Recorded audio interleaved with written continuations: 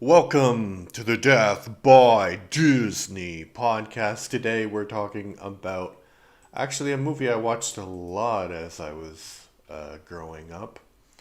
Herbie the Love Bug from 1968. I gave it 3 out of 10 stars and I'll tell you why in a moment. But if you've never heard of this movie, and if you're younger you probably haven't, down on his luck, race car driver Jim Douglas teams up with a little VW bug that has a mind of its own, not realizing Herbie's worth until a sneaky rival plots to steal him. It stars Dean Jones, Michelle Lee, and David Tomlinson. Sorry. This is one of those films that I'm sure I watched when I was a child, and I'm sure that I enjoyed it. But upon rewatching it as an adult, it's problematic. It's problematic thematically, and it's also problematic in terms of the casual racism and dated humor. There are a couple of scenes that are digs against the counterculture movement, which makes sense because the film was released in 1968, but they don't really hold up today. It would be like somebody complaining about millennials in a movie and then having that movie be watched 40 years later, and people would have no idea what you're talking about. Obviously, we know what hippies are, but the way that they make fun of hippies is very specific to that moment in time.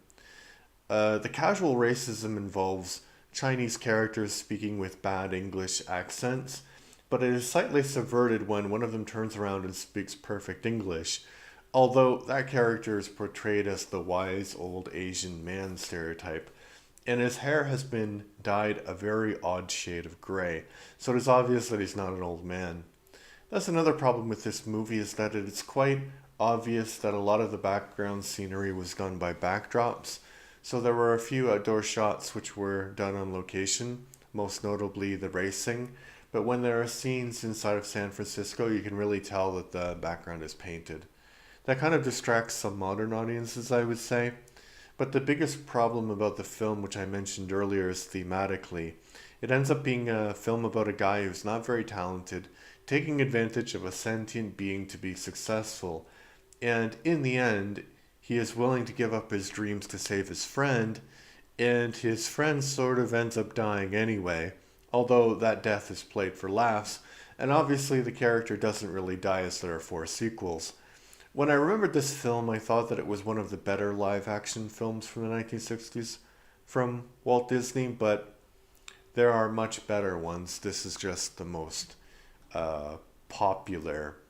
And I also like to give you during this podcast some education, so some trivia, some interesting fact about the movie. And then I'll give you a positive review and a negative review, and I'll interact with those to give this review sort of fair and balanced criticism. So the trivia is actually quite interesting. So they didn't know what kind of car they wanted Herbie to be, so they did a casting of different cars, and they parked them outside of the Disney studios, and they got they were looking for the reactions of the, not just the reactions, but they were looking for the employees in the studio to give their suggestions about what would be the car. So there were Toyotas, Volvos, and of course the Volkswagen Beetle. So they would kick the tires and grab the steering wheel to see how it handled. When they went to the Volkswagen, they patted it like it was a pet or an animal. So that's when Disney knew that this was going to be the car. And, obviously that's another part of the attraction of this movie, is the car is very cute, right? It's probably the cutest car ever designed, which is funny considering the history of that car. Yeah.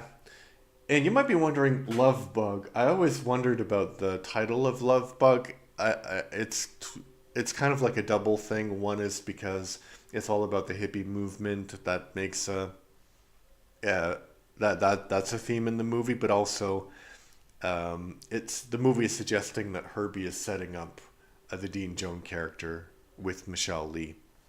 All right, now about the reviews, and boy, both of them are crazy. 1 out of 10. Don't watch this ever. Worst movie ever. You shouldn't watch this. This is illiterate. Worst movie ever. You should not watch this. My brother loves it, but in my opinion, it's the worst ever, so my opinion matters ever. You shouldn't watch this. This is illiterate movie ever. You should not watch this. My brother loves it, but in my opinion, it's the worst movie ever, so my opinion matters. And that is from some psycha or whatever. And yeah, clearly some strong opinions.